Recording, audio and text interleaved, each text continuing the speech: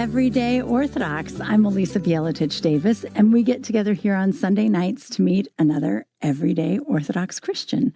I think that it's so important for us to get to know one another. We talk about church unity, and by that we usually mean, we want all the bishops to get along, but really, unity is about all of us being brothers and sisters in Christ. So I think it's a healthy and good thing for us to get to know each other, different people from different parts of the country and different jurisdictions. And I think I'm really lucky, actually, to be the one who gets to do this every week and just talk to another awesome person. And tonight is no exception. Actually, I'm very excited about tonight.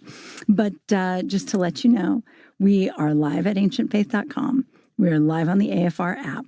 We are live on AFM's Facebook Live page, Facebook Live on AFM's page or something like that. And we're live on YouTube as well. And everything's archived. So if you ever miss an episode, you just go to the website, the app, or YouTube, and you can find us and you can watch us anytime. So without any further ado, let me tell you about tonight's show. I'm excited. Last week, you may recall, we were here with my daughter, Helena, to talk about my book. We're going to talk about my book one more time, and then I promise we'll stop because, it's too much. But before we stop, my friend Christian Gonzalez is here tonight to talk with me. And I'm always looking for an excuse, honestly, to have Christian on the show. So that's how this happened. If you're wondering, wow, why is Christian back? That's why. That's exactly why. But so Christian Gonzalez works for Orthodox Youth Ministries, OYM. He's the director of ministry there. And he used to be with Y2AM, so you probably know him from podcasts like The Trench or Pop Culture Coffee Hour. What else? Christian he's a family counselor in real life, but he's also doing all this sort of wonderful Orthodox work as well. But he also has a beautiful wife and 3 amazing daughters. And they are truly just, I think, one of my favorite families. And I think one of everybody's favorite. If you've met all of them together, they're one of your favorite families too, I'm sure. But all right, without any further ado, welcome to the program, Christian. Oh, I'm happy to be here. Happy to be back. I think this is my 3rd time coming on this. I feel like I'm going to need a punch card or something, my after 5, you get the 6 one free. Snow cone. Yeah. Exactly. Yeah, free tacos after 5 appearances. I will take you out to Torchy's if you like. I know you enjoy Torchy's. I do too. That, I think that's fair after you've come on the show this many times. I think it's totally fair. We have it here now. We have it in Phoenix now, Torchy's. I know. You sent me a picture. That's how I knew about it, was because you were like, look at it was a picture of Torchy's. Because I saw it, and at first I was like, Christian's in town, and he didn't say hello. And then it was like, no, I just saw he's at home. So I thought I needed to let you know. It was pretty exciting. I figured you wanted. It's a pretty big deal. Yeah, picture documentation of the things I discover. It was kind of a bummer, though, because that was my one thing to get you to come out and visit was Christian, I know you want some Torchy's. And now it's well, I mean, don't you just want to come see us? Nope. Come hang out with your friends. Well, tell me a little bit about OYM and the work that you're doing now, because it's pretty neat. And also, you guys have hired my friend Chantel, who taught Sunday school with me for several years. And so, tell me, what are you guys doing over there? What are you up to? Yeah, no, it's a good question. So, for those who don't know, OYM, or Orthodox Youth and Young Adult Ministries, is a national pan-Orthodox ministry for youth and young adults under the Assembly of Bishops. We've been around really since the end of 2021, but in earnest since mid-2022. So now here we are kind of finishing up our 3rd year, which has just been, really, really awesome. And it's been a lot of interesting conversations about just trying to figure out really what's the thing that we want to emphasize in all of our work. And so where we've really landed in the last year or so is on a heavy emphasis just on the importance of relationships, that relationships are in fact the most important element of any kind of ministry with youth and young adults. So what we're really focusing on is trying to build relationships on the ground with people. We recently hired somebody in Chicago as a ministry support coordinator. So a young man by the name of Peter Savis, who's just awesome and killing it. And he's just getting out and meeting people from a bunch of different parishes, finding those who are really interested and invested in the youth and young adult ministry world, and bringing them into the circle so that we can collaborate and we can work together to really build a firm foundation of, like, I guess you could say relational support. We kind of use like the village terminology because in our, hyper individualistic world, it's so hard to find the people that you're journeying through this life with. And even for so many of us who go to commuter parishes, we drive 20, 30 minutes. Like, we don't really know the people that we're shopping at Trader Joe's with. And so we're wondering how many of those people that you shop at Trader Joe's with are actually Orthodox Christians who are trying to raise their own children to follow the Lord and to do so according to the teachings of the Orthodox Church. And we're trying to get those people connected so that there actually is a groundswell of people who are trying to live this life together. And everything that we're doing is for the upbuilding of that local Eucharistic community. So that's really where we're headed with a lot of stuff, and trying to help people kind of think through some of their own stories that they have about relationships. And we've often said that the source, like the target of our impact, is youth and young adults, but we've felt that probably isn't the most approachable audience for what we're trying to do, just because there's so many of them. So instead, what we're really focusing on is building relationships with clergy, parents, youth workers, the people who have the relationships on the ground with youth and young adults, to walk with them in faith. So that's really what we're all about. And we've got some stuff in the pipeline. We're working on a relational ministry course, which I'm very excited about. And details for that will be forthcoming. But really, one of the big things that we're trying to emphasize is this question that I think is really going to be pertinent to our conversation today, which I'm really, really excited about. And that question is, what is your ministry? We have kind of been thinking, again, if the core of everything that we do in ministry is relational, that's because reality itself is relational. There is no reality without the main reality, which is a relationship, right? A relationship between three eternal persons. And that's the foundation of everything. It's at the center of everything that we know and experience.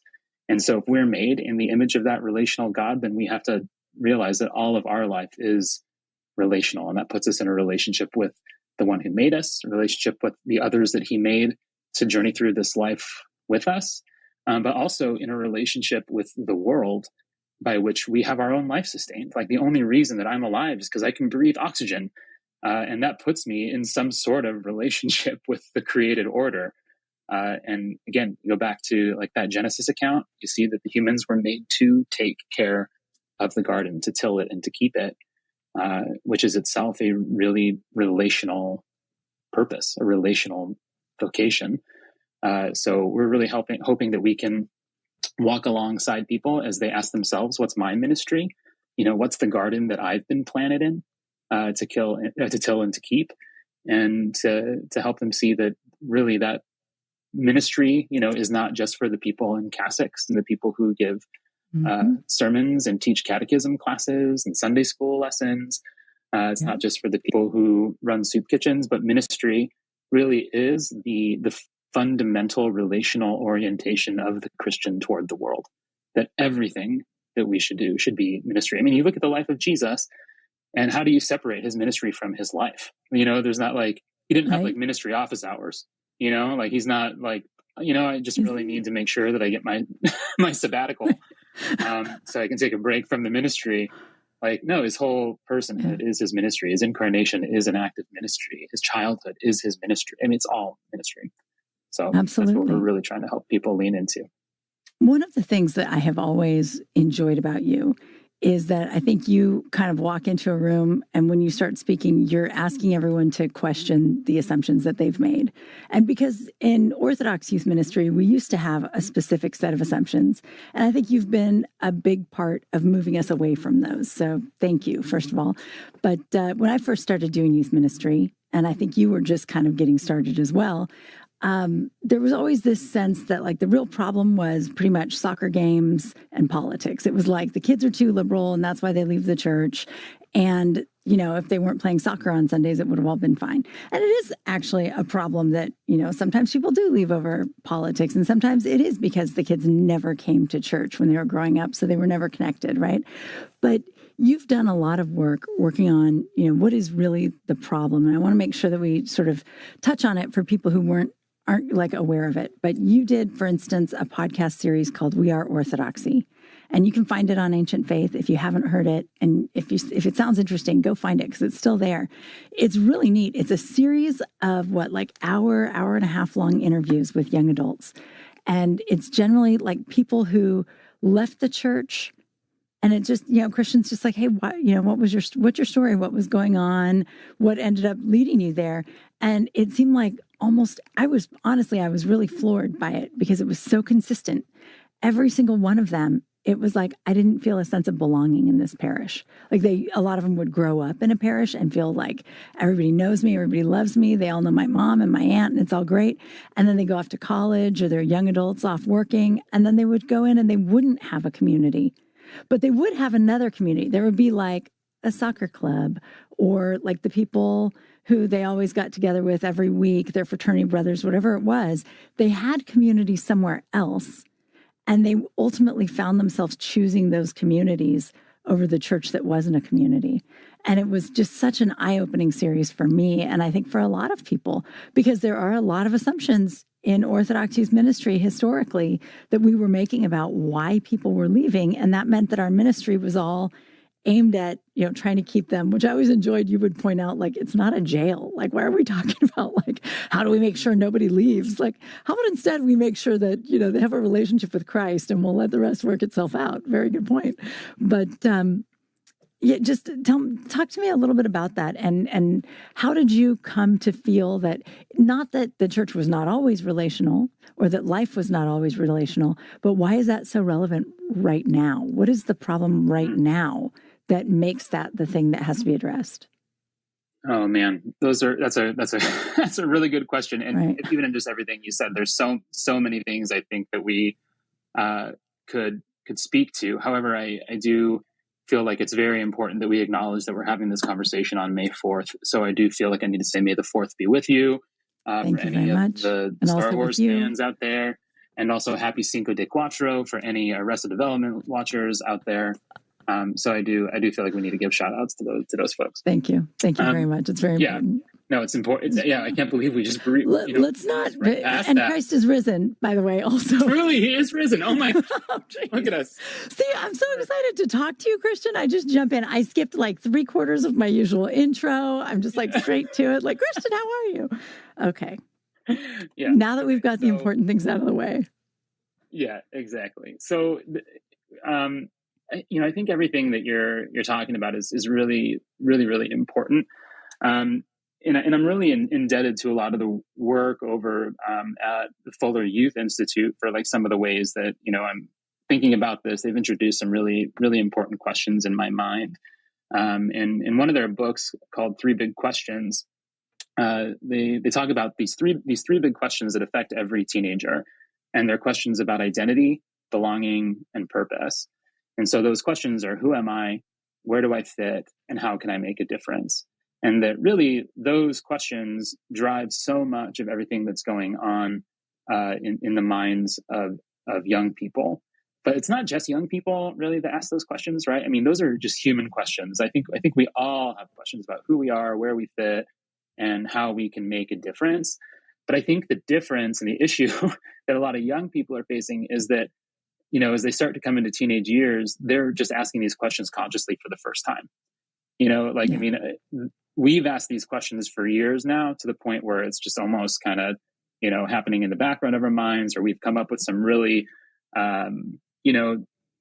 interesting ways of answering these things that we've gotten attached to. I mean, even to the point where when somebody asks us, what do you do? We know what they mean by that question. And really that question, what do you do, is how do you make money? Right? Like that's the big kind of reality behind that question. If we were somewhere to say, well, sometimes I write poetry, sometimes I cry, other times I laugh, and sometimes I like to play games with my kids. And sometimes, I look at my guitar and think I really should pick that up more. like people would kind of look at us with crossed eyes and just like wonder what we were talking about, what, like, and then they'd say, no, I mean, what do you do? Yeah, like exactly. What do they pay you for? To the economy. Yeah. What have you done that somebody found worth money? Like that's exactly. Which is you become highly aware of when you're an at-home mom, which I did for like 20 years, right? And it would be like, what do you do? And it was like, oh, well, okay. So what you really mean is, how do I participate in the machine that is our company, our economy, right? It's true. Exactly. So we are all answering these questions of identity, belonging, and purpose. But I think young people in particular are asking these questions pretty significantly for the first time. And so we can, have all kinds of answers to like what the church teaches about this or that. But if we don't really get to the core of answering some of those questions about who we are, where we belong kind of in this community, and why we're here, then I don't think anything is really gonna resonate. And of those three, I think kind of the most basic question is one of belonging. I really think that by and large, what we begin to see from how people, human beings, how we are as social creatures, that belonging is really the first question I think that a lot of us are trying to solve for, right? Like who do I belong to? Are those people glad that I'm here? Right? Do they take pleasure in the fact that I exist? This is like one of the core needs of every child, is to know that their parents delight in them. And I don't know that we often in our, cultural narratives have a lot of stories of delight around young people. We have a lot of like what they're doing wrong, how annoying they are, how moody, how whatever. And it's so easy to get stuck in those. And like, even as, myself as the father of three daughters, I'm sure that like my kids don't always experience from me the sense that I delight in their presence, that I'm not delighted that they're there. But that is such a fundamental need for us as people that we will go wherever we can to find somebody who delights in us. And then I think the belief issue kind of follows after that. Sociologists for decades now have known that belonging almost always precedes believing. Like we don't usually believe our way into a place of a community, but rather we find ourselves like in this community, and then we begin to adopt like the beliefs and the values of that community. So I think that if we really want to see young people's faith thrive, then they need to be surrounded by adults whose faith we want them to share. There's just no other way around that, And I've thought about it in these terms because, as we look at the statistics and we see that and this is the thing that like church people worry about, right? It's like 60% of young people are leaving. Like, what are we going to do to keep them around? So that means that on average, right, 3 out of every 5 young people will leave the church at some point in their young adulthood. And that's a really shocking number.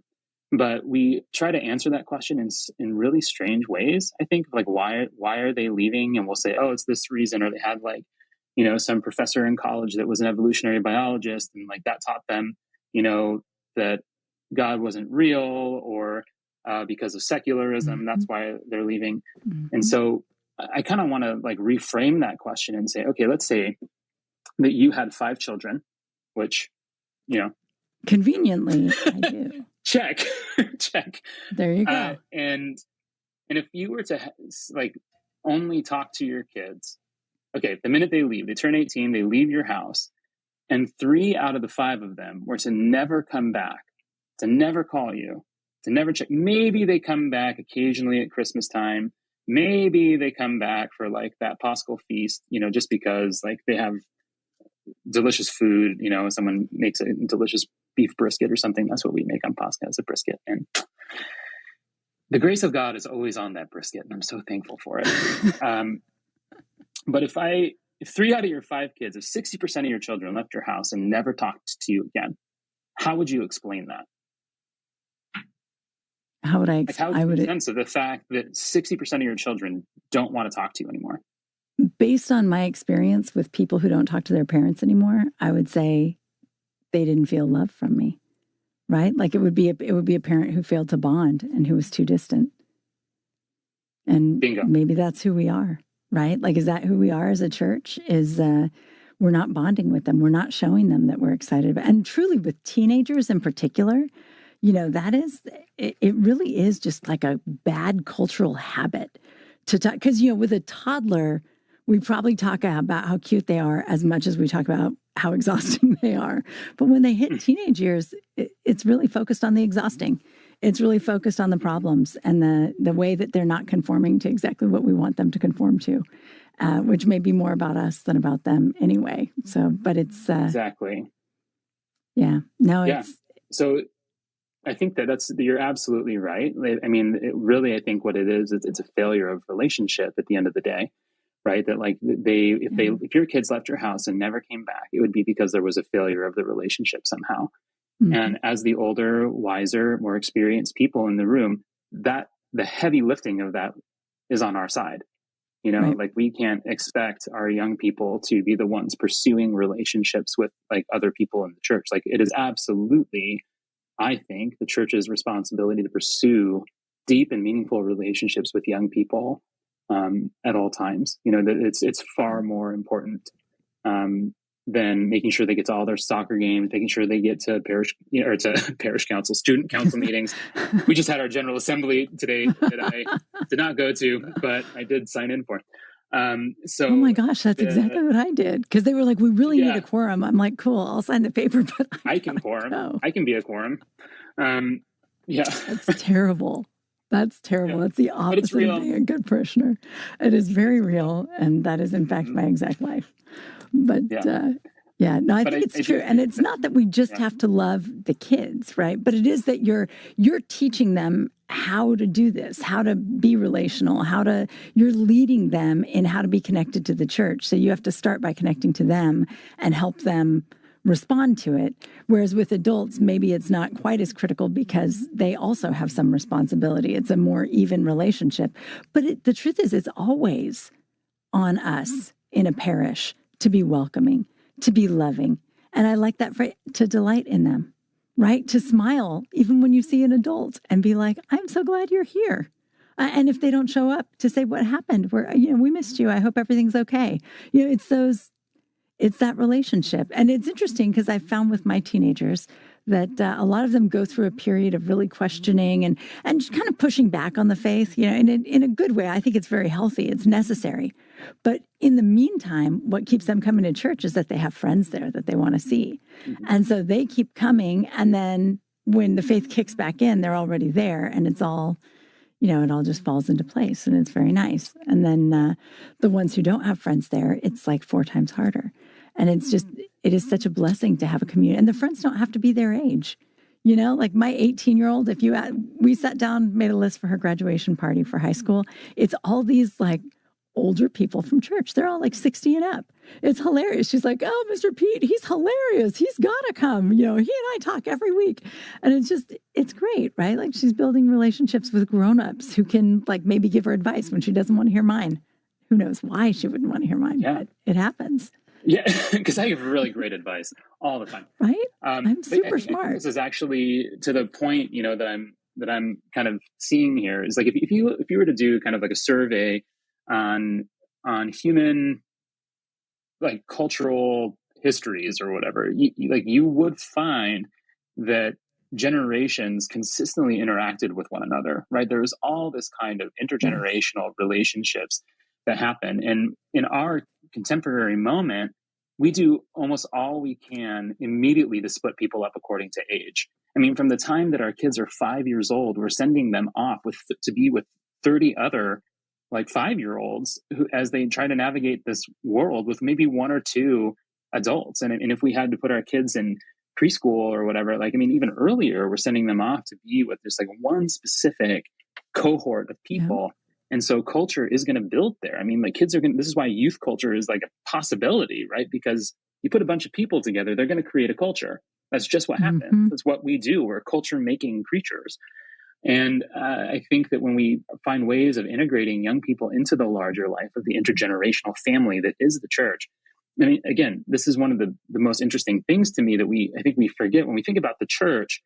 Like the number one metaphor that is used, I don't even want to use the word metaphor because it implies that it's not a reality, but the language that is used more than any other language in the New Testament to describe how Christians are supposed to relate to one another is the words brothers and sisters, right? 343 times in the New Testament, the word adelphi shows up, right? Brethren. This is why every time at the beginning of the reading of the epistle, the church reminds us, this is who you are, brethren, brothers and sisters. Now, let's hear from big brother St. Paul here, and he's going to tell us how we should love one another, the way that we should conduct our business with each other, all of this kind of stuff. And I mean, even if you were to go through all those New Testament commands from the apostles and from Jesus about how we are to relate with one another, you find these incredible things of bear one another's burdens, have one another over to your houses, show hospitality to each other without grumbling. All love one another, worship with one another, pray for one another. You see all these one another's. And I think a big problem is if you were to list them all out and look at them, there's no way you would ever want to leave a family that did that. You just wouldn't.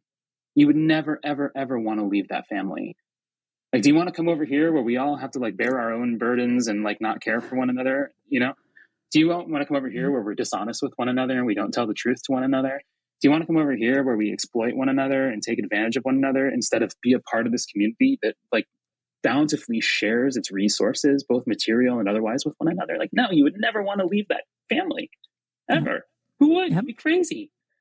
But the reality is that we've often just, I think, turned our parish life into, a bunch of different events that are for certain age demographics, and we don't really find ways of helping people slow down and actually see one another and look one another in the eye and know one another in the same way that, when you first have your babies, you can't take your eyes off of them.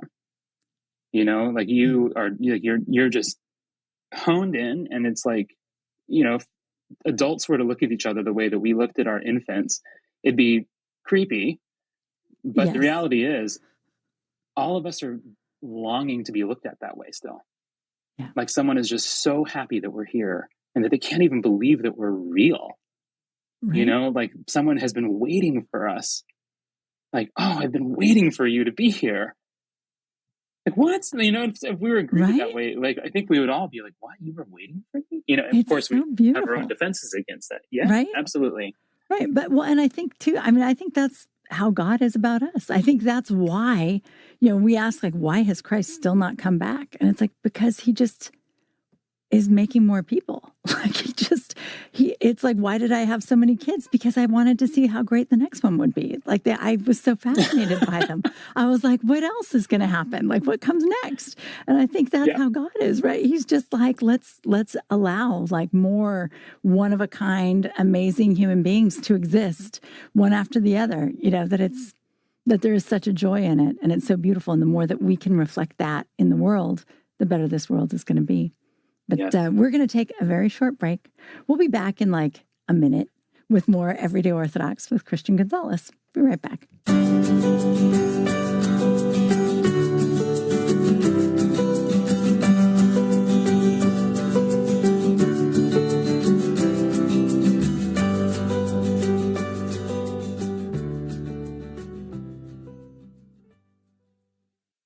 Each year after Pascha, the Orthodox Church celebrates the holy myrrh bearers, who cared for Jesus' body after he was crucified.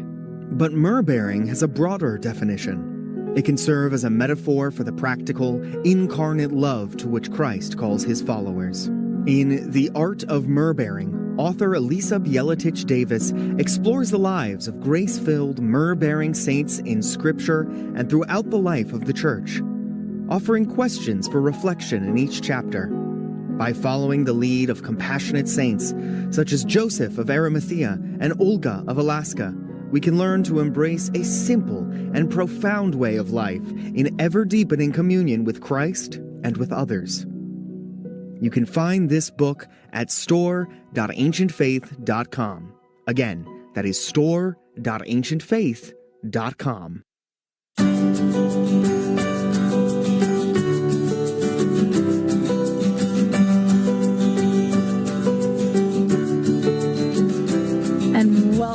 back to Everyday Orthodox. We're here tonight with Christian Gonzalez, and we've been talking about the importance of relational ministry, right? But I love what you said there with the what is my ministry, right? This putting the onus back on every one of us, and that goes along with the idea that we have to be welcoming and loving to the young people in our parish, right? That's not something that just the priest can do. It's not something you can't pay a youth director to be loving and welcoming and then wash your hands of it, you're done. It has to actually be all of us. It has to be parents at home, and it has to be everybody, that we actually all have to look with delight upon one another and build this community. And so this book, the art of myrrh bearing, right? Like we did promise to talk about it. So one thing I would say, this question, like, what is my ministry, is absolutely the question that this book asks, although not explicitly. But I should have thought of that. I would have added it in and been like, oh, look, just like OIM. But I didn't think of that. But it really is the same thing, because essentially what I'm talking about is the idea that the myrrh bearers come and they're like serving the body of Christ, very literally. And they're rewarded with the resurrection. But they didn't just show up, right? They endured the crucifixion. They were with him this whole time. They have this whole history with Christ. And then it sort of culminates in this beautiful time where they're the ones who get to witness the resurrection. But I think about like the 10 virgins with the oil in their lamps, right? You got 5 foolish, 5 wise. And the wise ones will not share their oil with the foolish ones. And our bridegroom services talk about this a lot, about how, well, these girls, they went to sleep. They didn't have any oil in their lamps, and so they don't get to go with the bridegroom. And that means if you don't have oil in your lamp, you're not going to get to go with Jesus when he comes back. So maybe get some oil in your lamp. And, when I first became Orthodox, I would hear this every Holy Week.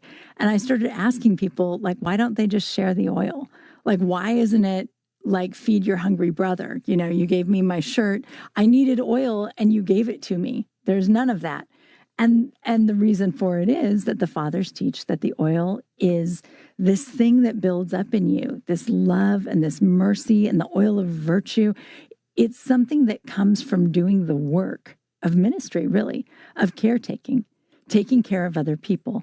And so, St. John Chrysostom connects like these myrrh-bearing women and their work. And he's like, we have to do what these women did.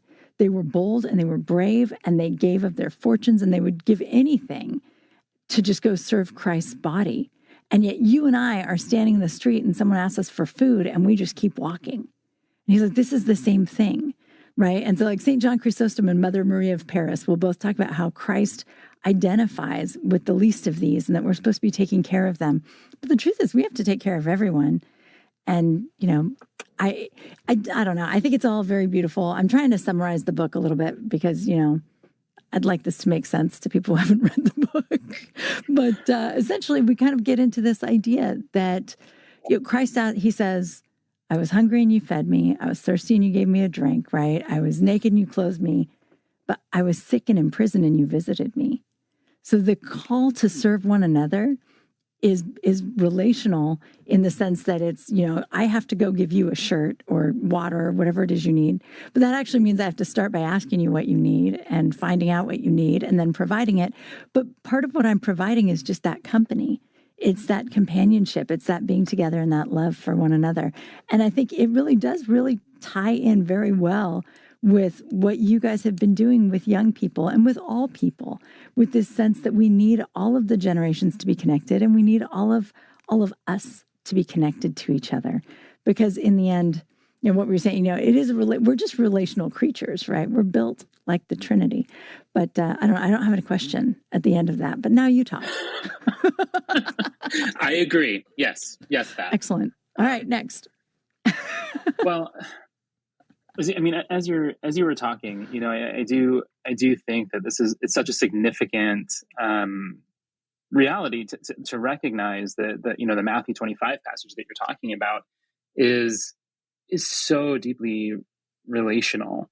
Even to the point where the master identifies himself with those in need. I mean, like there is a proximity of the master to those who are in need. And, one of the things that's been really interesting to me as I kind of go through the Gospels, like throughout life, just seeing the amount of times that it's clear to us that the Gospel authors want us to see that Jesus sees people, and he saw so-and-so, and he looked up and saw Zacchaeus in the tree, and he looked at the young man and loved him. And, again, love or hate the show, I personally love it. And I'm ashamed how much I love it. Yes, but let's talk about The Chosen. Yeah. Yeah. Exactly. I haven't watched it yet. Oh my God. My priest is always like, have you seen, did you see? And I'm like, no, I didn't. Okay, I'll watch it. It was one of those shows that I resisted for so long because there's so much cheesy Christian media out there. And I was like, it's just going to be more of this. And, there was all the other like Jesus shows, and they had like Hot Jesus, and they had like, like that one. I'm like, I'm not into that. I don't want any of that. But this Jesus, Jonathan Rumi, like he portrays him so beautifully, and you're like, oh yeah, that's a guy that I can see how he would make people mad and also be the one that you would want to follow. But there's these moments where when Christ is stopping to heal somebody, and it happens over and over and over again throughout the show. He's like talking with them for a bit before he heals them, and they're like looking down, and he always goes, look at me, look at me. And there's it's just this moment where like the connection that happens between the two of them is just, it's so rich, like artistically, but I think theologically as well, like the importance of this God who sees is so central to our faith, to the point then that not only is he a God who sees, but in Jesus we see that he's a God who also wants to be seen, right? That we have this weird paradox that we're told that like no one can look on the face of God and live. And yet in the person of Jesus, the face of God comes to us to be seen by human eyes. And it's wild. I mean, even to the point, right, where the first time anyone in Scripture ever gives God a name, it's the Egyptian immigrant who is fleeing for her life, and God comes to her and sees that she's been in distress and talks to her, and then she says, "I see that you are a God who sees." It's the first name given to anyone, or given by anyone to God, and it's not even by one of his own people, right? It's by a woman whose name literally means the immigrant. It's like, oh wow, it's wild. Hagar is like the immigrant, right? And so we get that this outsider is the one who sees that who God really is, and you even get like a back and forth there of like, I've seen the God who sees, and it's a really interesting dynamic. And I have to go back to this. I never knew that was her name. That's neat. Now I'm all excited about Hagar. I'm like, I'm another chapter of the book. Darn. You're welcome. I hate it when things are finished and you can't add things. Yeah, exactly. An addendum. That's beautiful, though. The God who sees. The God. That's really neat. And one of my favorite quotations comes from this Christian psychiatrist named Kurt Thompson. And he says, "We all come into the world looking for someone who is looking for us." And I love that so much. We're looking for somebody who's looking for us. And I think that that's really what all of this stuff is about, right? Like what is my ministry? It's not just about recognizing that God comes to us in the person of Jesus and sees us, but that he's the one who gives us these new eyes to go out into the world to see other people. I mean, you get the whole story of the Good Samaritan, and like Chrysostom himself even talks about Christ as the Samaritan, right? Who comes to heal us, that we're the man who's caught by the robbers and whatever, that kind of stuff. But then you get that like really fun little end of the teaching where Jesus says, go and do likewise, right? So like now you yourself go become the Samaritan and see those who have been abused and left by the wayside, and bring your own resources. And that's the part of it I think that we don't really like so much, is that it's going to ask something from us. We can't just say like, hey, sorry, you're having a hard day, like go be well fed and God have mercy on you. It's like, no, I actually have to move towards you, which is what compassion is, right? Compassion isn't just pity. Compassion is something that means I have to move toward you, to share in your suffering, right? To treat it as if it were my own. And that's the hard call, that's that relational call of ministry. It's true. And I think, a lot of us want it to be just something really limited that we can handle, right? Like a lot of Orthodox do not enjoy the tithe concept, right? Like it hasn't caught on as much with Orthodoxy as perhaps in other churches, but even that, right? Like, 10%, that'll do it. Like, no, that's not what he's talking about, right? Like you watch this Samaritan and he's on the road, he's going somewhere, he has a plan, he's we don't even know where he was headed, but he was headed somewhere, and he stops and he's like overnight at this inn, he's taking care of this guy, he's paying so much money to take care of him and saying, I'm going to come back and pay more later, right? Like it's as much as it takes, he's going to give. And it takes like everything, and that's okay. That's not a problem. He's a cheerful giver. He's just doing it. And we're over here complaining about tiny little amounts, but although I do find that people who start giving, like once you get going, you find yourself wanting to give more. And it like, there's just this way that, and I'm not really talking about money, but although that's part of it, but it's this, this just interest in being connected to the other and in serving the other. And as people start to get used to it, there's like something activated in us, and it really does become a beautiful thing. But there's an inertia to begin, and it's a little nerve-wracking when he says things like that, go and do likewise. Like that's tremendous. It's like, it's right up there with, and if you don't forgive others, then your Lord in heaven will not forgive you. Next. Well, we're just like, whoa. Yeah. Wait. I don't like that. I don't want that. Right. But there's so much, even to the point, right, where like with the 10% business, never once does Jesus tell us that, he wants 10% from us. He wants it all. Yeah. There's no cap on it. Like he never tells his people that, like just give 10%. I mean, he tells the Pharisees, right, that they tithe their mint and cumin. They should do that, but not neglect, like love and mercy and things like this. But that's part of it, right? Like you should tithe, but that's not all I want. I want the love and the mercy. I want your heart, right? Like I want you. And also, yes, the stuff in your pocket to whatever extent that's going to work. Because what he came to establish was not a religion, but a new family, right? Like this, we miss this so much. Like it's so clear that you see that he's starting this new family that centers around his person. And he says, like, my father is your father. He says, you are brothers and sisters. I mean, like the Sermon on the Mount is really just, it's all about like this new way of living in this family. And if that's really what we're joining, like when we're baptized, we're not just like coming to the Lord, right? We are joining a family, and we forget about that. And if I were to say to my kids, I'm going to give you 10% of like this stuff, it doesn't make any sense. Like there's no, like it's our home and it's our life, and everything that I have is yours, and vice versa, right? Like of course there's like distinctions and things like this, but for the early Christians, like they knew we share everything except our wives, right? Like that, like that's the only thing that we don't share is like our marriages. As opposed to that, you look at the early Christians, they're gathering in the temple for prayer, they're meeting in one another's homes, breaking bread, they're sharing their material resources with one another so that nobody has need. And like they're doing this over and over and over again. And that's it. Like, because that's what a family does, is they worship together, they break bread together, and they share their stuff with each other. That's it. It's so beautiful. And we're so accustomed to this concept, right? Like, oh yeah, brothers and sisters. Yeah. But like, it was so groundbreaking at the time that there were actually like one of the big complaints about Christians is that they were incestuous.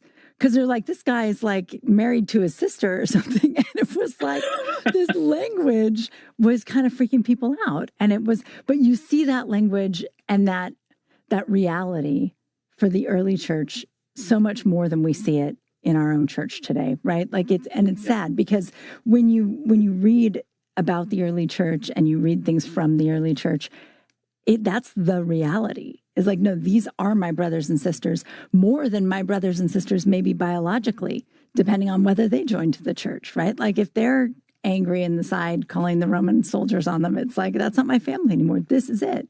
Here I am.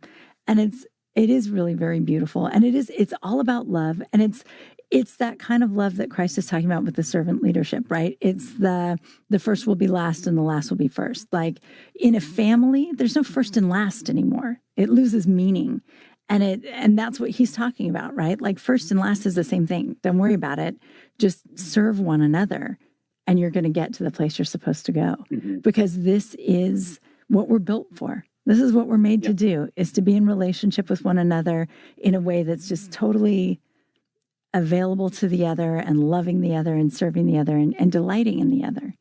And it's just so easy to lose it in our day-to-day lives and in our parishes too. I mean, in some ways our parishes can be really, really loving. And then, I was just watching in church today. My parish is very welcoming, wonderful place. But I'm sitting there and I'm looking around and I'm realizing people come in and they can't find a seat in the pews downstairs. So they come upstairs and they look around and most of the seats are full and they end up standing along the wall upstairs. But there's actually room in the pews, but nobody's noticing that there's a person who has walked in and is looking for a seat and then looking around themselves and saying, wow, I have like way too much elbow room and scooting up. You know what I mean? It's a small thing, but it's not a small thing. Because if I come in as a stranger and there's no room for me, that's not me joining a family. That's just me showing up in a place where nobody was looking for me. Nobody was expecting me. No one's excited to see me. Whereas if I walk into a parish where I don't know anybody and someone immediately is like, hey, sit here. Like that's going to make a huge difference to me. I mean, these are such tiny things. And that's part of what the book is about, that it's like, these seem like small things. They don't seem like a big deal. But the truth is, like, this is like the bread and butter of salvation. This is how we progress as human beings and become more Christ-like, is by seeing everyone and by noticing and by caring, right? It's not just that the Good Samaritan saw the guy on the road. He cared, right? The priest saw him too, because he walked around him. So he knew enough to walk around. It wasn't like, but it is so important. And there are so many little ways that we're failing at that every day. And I mean, not to be depressing, we're all failing at all these things sometimes. That's natural. But it reminds me of I'm all over the place, sorry, but it does remind me of, this idea that, I forget the names of the researchers, but they've been following marriages for like 70 years and they're amazing. And what they said was this absolute steady predictor of a good marriage is whether or not you answer people's bids. You know what I'm talking about? Like yes, thank you. When one of the spouses kind of invites the other one into something like, oh, look at that. And the other one looks up and responds. It's not a big deal. It could be very small. But as long as they're doing that more than they're ignoring the other one, things go well. But when you stop responding to the little things, that's when it all falls apart. And I feel like that's true of our churches. That's true of all of our communities and all of our families, that it's really about being open to not thinking about what you want to think about right now, but noticing that someone's calling you to something and to go and to respond to that. But anyway, sorry, I got a little bit off. For connection. No. I think you're absolutely right, is realizing that like those bids for connection and the connections we make with one another are, again, they're the thing that is the most reflective of our nature as people in God's image, right? Is that we're made for communion, like we're made for each other. Like there is no such thing as a person by himself. Like I cannot have my own existence. I am because two others were. And each of them were because two others were before them. Like there's no way to, like the myth of the solo self is such a pernicious lie, that like we forget that our very existence is relational, and we have to see that. And I think that one of the things that I love so much about the Orthodox liturgy is that if we can have the eyes to see. Right? Like, this is what I love when Jesus is like, does anyone have ears? Well, then they better listen up, right? Like, does anyone have eyes? Right. And they better like see this thing. And the liturgy is this constant icon for us of what God's reality actually looks like. That it's one group of people together under one Father, being invited to one table to eat from the same bread, to drink from the same. It's one, all the way through. and everything is used in service of him. And we have fire, we have smoke, we have water, we have bread, we have, everything in there is like, this is brought into union in God's kingdom, in this perfect way. And, one of the things that I've been thinking a lot about lately, one of my favorite, actually the book that changed my life, was C.S. Lewis's Paralandra. And there's this moment toward the end of the book where the main character, Ransom, is preparing to go fight with like the devil incarnate, right? Like he's getting ready to go fight with the devil incarnate. And this angel appears to him, like kind of like strengthening him before like this kind of like final showdown. And as he's looking at this angel, he sees that like the angel is like kind of like standing at like this weird angle, right? Like it looks like the angel's like leaning up, like at a 45-degree angle off of the earth or something. And he's like, what's going on with this angel? Why is he so bent? But as the conversation progresses, Ransom comes to realize it's actually the angel who's upright, and that it's he himself who is out of orientation, right? Like he's got distorted and bent vision, but that the angel is like standing upright. And I think for us, the church stands at the center upright as like the pillar of truth, as the thing that's there to show us what reality actually looks like God's way. And like we keep trying to put all of our weird philosophies on top of that.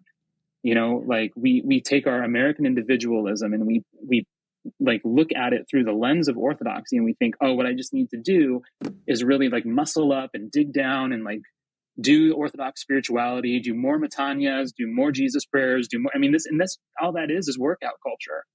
There's all these things that we bring to Orthodoxy, instead of recognizing that what we're being invited into is a deep relationship of love, like with everything, with God, with one another, and with the world around us. Everything about it is relational. And the more, like, if we're doing something by ourselves, we're wrong. Yeah. We have to do it for ourselves, but we can't do it by ourselves. Like the solo self is a myth, and it's where Eve was weak in the garden. Right. She was she was alone. Mm-hmm. Mm-hmm. And so when she's alone, it's way easier to wonder if God is really trustworthy, if her husband's really trustworthy, because the command to not eat from the tree was given to Adam, not to Eve. She wasn't there for it. Right. So the only way that we would, she theoretically probably she knew about it was because Adam told her. And so when the snake goes, did God really say that? You weren't there. Adam just told you. Can you really trust that? And that's all of us, right? Like you read it in the Bible. You didn't see it, right? We're all in that situation. Really and there is like this level of trust in one another, right? In the church, in the people that you're learning from in the church, in all of it. But it's, okay, Paralandra, I wrote that down. I have not ever heard of that. That's so cool. That's C.S. Lewis, though, right? He's just always got these really clear and beautiful images for us that just express the thing we needed to know. I love that. But Frederica Matthews Green, I remember like hearing her reading something she said once about C.S. Lewis and how infuriating he is, because like, especially if you're a writer, it's like anytime you try to write something, chances are C.S. Lewis already said it better than you. So it's like, why even try? It's like, I don't know. Isn't that so true? It is absolutely true. But yeah, I was really raised with a very American individualist version of Christianity. And it was me and Jesus. And that's all I needed. Like we didn't go to church. We didn't need a community. We had the Bible and we had Jesus. And what else does anybody need? And to some extent, sure, whatever. But that community, that is really where we begin to grow in Christ. And without that, we had this weird understanding of the Bible, and we had this weird understanding of Christ that was really very sideways. And I remember coming into the church and, all of a sudden my priest is saying that, like, you can't be a person alone. One person is no person. Like, you're only a person in community. And somebody said, oh, we're saved in community. And I was like, what? Like, I could leave all those people behind and go to heaven. Like, that's not, in fact, that's kind of the image of the rapture, right? Which I was raised with the rapture very, very looming in the future, right? And that's sort of that sense of like, he doesn't have to bring a whole community up. He'll just take the one, right? But of course, in the Bible, we see, well, Lord, if you could save one, couldn't you save 5? If you could save 5, maybe you could save 50. You could, it's always bring everyone together. Let's all come into this together. But Christian, this is so fun. Because yes, always. Sorry, no, go on. To your point, like, because Jesus does call individuals, right? Like, there's no denying that. Like, you go through the Gospels, he tells Matthew to follow him, he tells the fishermen to follow him, but we forget that call to those individuals, as much as it isn't a call to an individual relationship with him, is simultaneously a call to join his community of followers, right? Yeah. Like, it's come follow me with all these other people. Yeah, I want you, but I want you to join us. And not only that, come and join us as we go out and minister to the world, as we go out to anoint the world, right? Like, we're going to, and that's our call, right? That sort of priestly call where every one of us is supposed to, come into the family, be nourished, be fed, like be built up. And then together we reach out to the whole world, and we're meant to be doing something here. It's not just come to church on Sunday and see your friends and enjoy yourself at coffee hour and then go home. It's so much more than that, and it's so much bigger than that. And our responsibilities kind of don't stop, which is a little frustrating sometimes. But it's like, actually, not only are you supposed to work all week, but you have to like come to church and take care of the people around you. You have to worry about whether that teenager knows that you're delighted. That's important. But also, I think there's a great mercy to this, because, like, especially when it comes to this question that we're asking in OIM of like, what is your ministry, and that we're asking people to really wrestle with this. Like, I think sometimes that the ministry that we've been given is somewhere out there, that we have to go find it, that we have to go looking for it. But again, you go back to Genesis, and God doesn't tell Adam, hey, I made a garden for you, and you need to go find that garden, right? Like, that you got to just look inside of yourself, wonder what kind of gardening you like doing, wonder, where you feel like you would really be happy doing gardening, whatever it is. He plants Adam in the garden and says, this is your garden, work it and keep it. And I think the same is true for us, that each of us, like, ministry for us, if it really is the foundational or the fundamental relational orientation of the Christian toward the world, has to recognize that each of us already is in the garden that God has planted us in, that we do not have to look far. However, we do need to show up and have open eyes to say, okay, what are the needs that I perceive around me? Like the garden that I'm in, maybe it's being a particular age at a particular time, being at this school, being at this workplace, being at this church. That's my garden. So now I need to say, okay, what are the needs of this garden? Right? Like, how do I actually, what are the things that I see that are missing from this garden? What's needed? And then third, to say, well, what resources do I have as the person that I am, who I am, how God made me, so that I can meet those needs? And that really our ministry is the intersection of those three things: the garden that I'm in, the needs I perceive, and the resources that I have to meet those needs. That is where you're being invited to ministry, to partner with God in ordering the world according to his purpose. Like, that's it. You don't have to look far. That's right. For me, it's when I go home to my family right now, Right. like that's, there's my garden. Like, who is my neighbor? It's whoever is on your path while you're walking today. Like, whoever you pass, whoever you encounter, whoever's in your home, whoever's in your parish. It's beautiful. And it's really, thank God. Thank God, what a beautiful faith this is. That, like, and in the end, all he's really asking is for us to love each other and be loved. Awesome. Because that's what we're built for. So perfect. It's like he knew. Christian, it is so good to talk to you. And I want to tell our audience, you can find stuff about about OYM at theoym.org. And all kinds of stuff Christian has done, and then other people at the OIM as well. And Christian, thank you so much for coming on the program. What a joy. Thank you so much for asking me to join you for this conversation.